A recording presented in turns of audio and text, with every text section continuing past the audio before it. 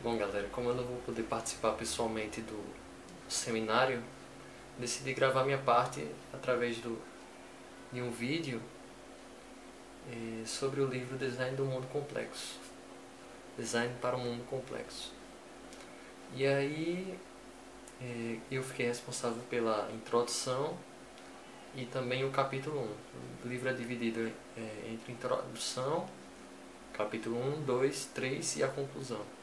Então, como eu fiquei responsável por essas duas primeiras partes, então eu vou dar uma breve iniciação sobre como se dá o livro, como é a estrutura dele, né?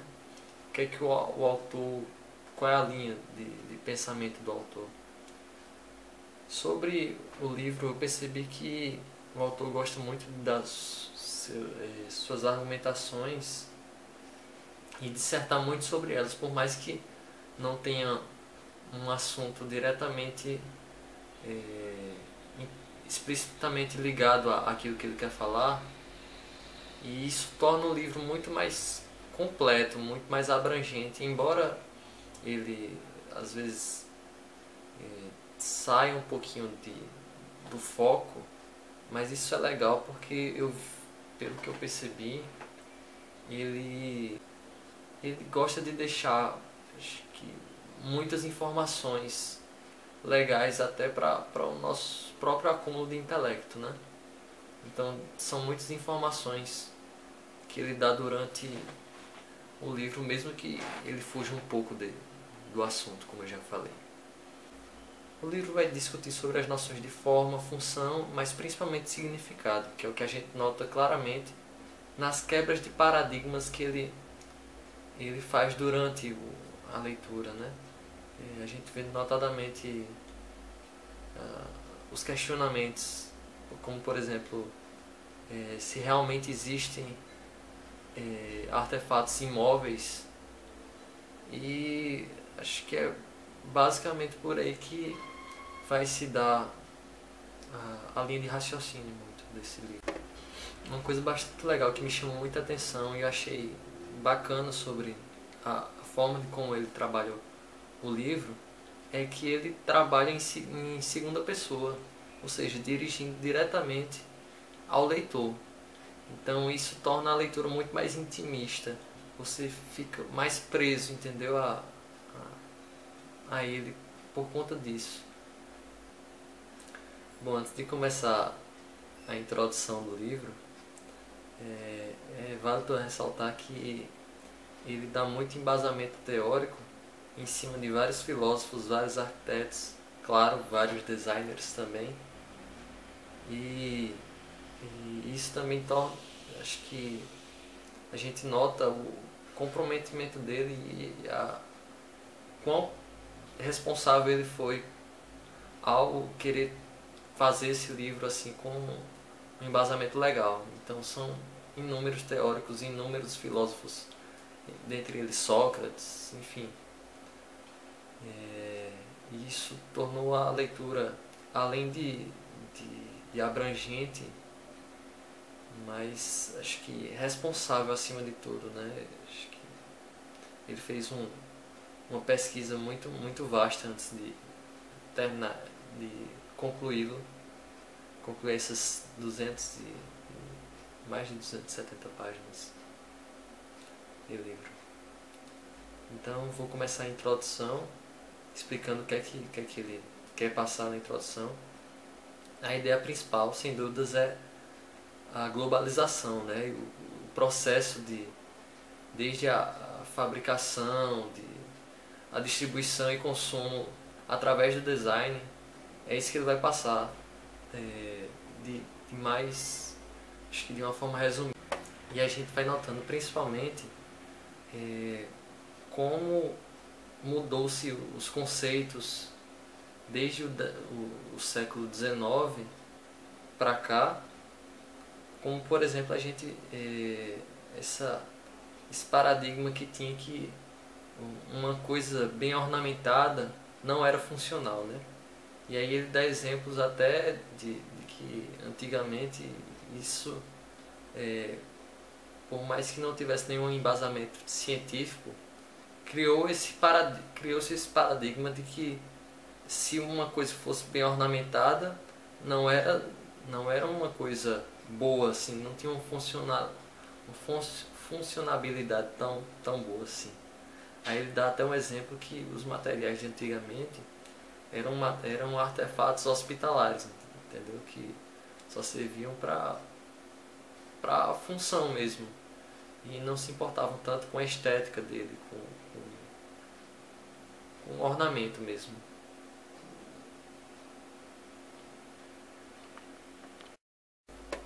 E até para reforçar que essa máxima está errada, eu peguei uma parte que ele escreveu no livro, que diz assim: claramente, forma abrange pelo menos 3 aspectos interligados, que possuem diferença importantes entre si. O primeiro é a aparência, o aspecto perceptível por visada ou olhar. A segunda é a configuração no sentido composicional do arranjo das partes.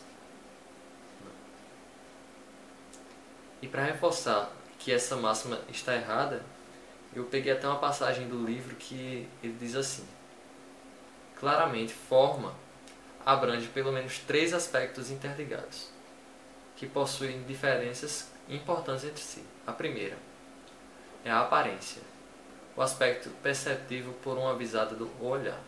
A segunda é a configuração no sentido composicional e arranjo das partes. E a terceira é a estrutura, referente à dimensão construtiva ou constitutiva. Porém, ele até entende esse pensamento quando ele diz que o olhar é uma construção histórica e social, circunscrita pela especificidade histórica do seu contexto. Ou seja, o contexto histórico daquela época, que era onde o design ainda estava engateando, fez com que as pessoas daquela época pensassem assim: se era uma coisa para ornamentar, então só serviam para ornamentar. Se era uma coisa que tivesse uma funcionalidade, ela não teria nenhuma necessidade de ter algo mais ornamental, algo mais bonito, mais bem trabalhado. E sim, só ter um caráter funcional mesmo, só servir para aquilo e acabou-se.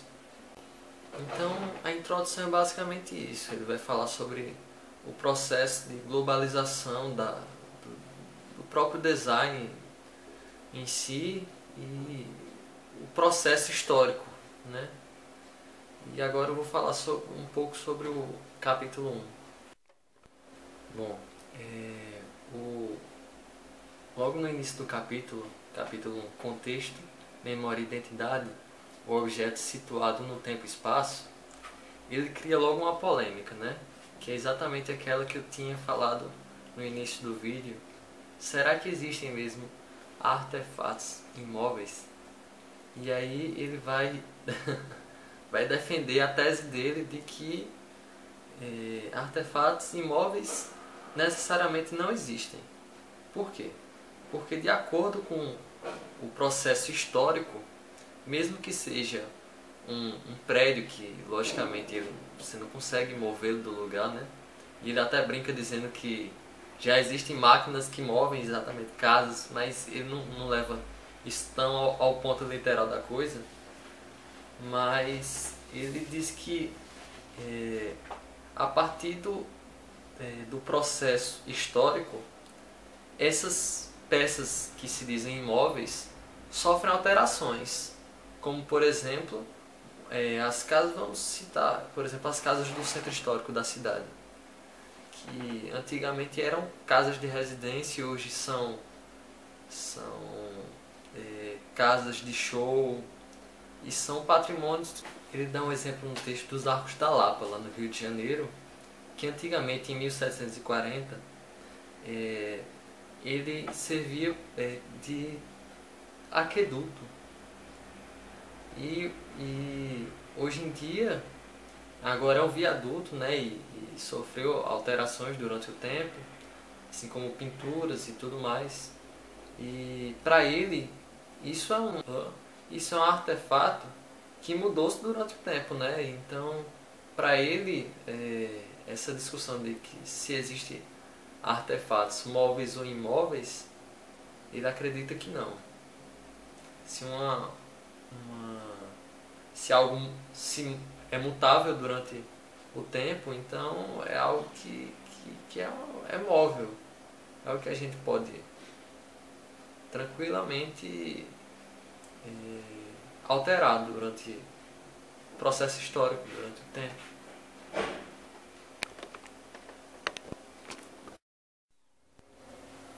Bom, mais uma vez voltando a esse assunto do significado, acho que o que ele quer passar com esse exemplo dos objetos imóveis ou móveis é exatamente a questão, acho que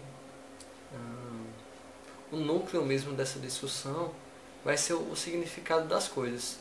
E assim como qualquer objeto, ele só vai ter o próprio valor a partir do significado que ela passa.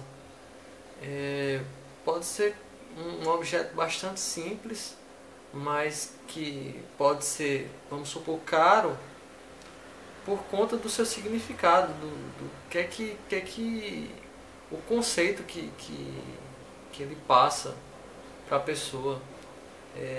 No livro tem um exemplo da camisa da final da Copa do Mundo do Pelé.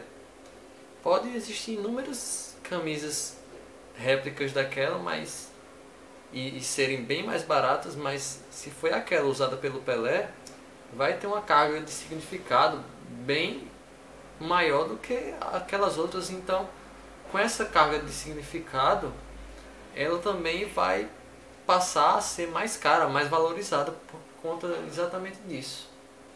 Na página 68, ele cita a seguinte frase: hoje mais do que nunca, na chamada Era da Informação, é praticamente impossível chegar a qualquer objeto sem passar antes pelo repertório, ou seja, sem alguma noção dos discursos que moldam seu significado e uma ideia preconcebida de como será sua experiência. Então é exatamente isso que eu dei o exemplo.